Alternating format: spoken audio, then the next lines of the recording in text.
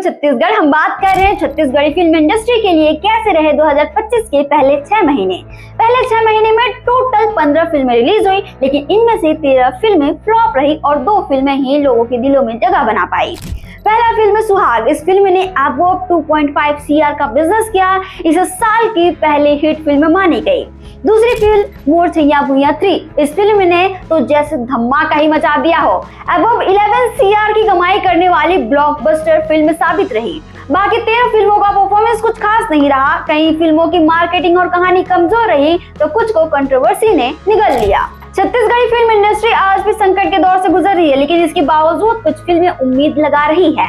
Audience को अच्छी कहानी, इमोशंस और देसीपना चाहिए, जिसे कुछ फिल्मों ने अपनाया और सफल रही। वैसे आप छत्तीसगढ़ी फिल्म इंडस्ट्री को क्या एडवाइस देना चाहेंगे जिससे हमारी फिल्मों को पूरे भारत देश में पसंद कर सके? अपनी राय कमेंट बॉक्स में जरूर दें। छत्तीसगढ़ से जुड़े और अपडेट्स के लिए आप देखते रहें वयम छत्तीसगढ़।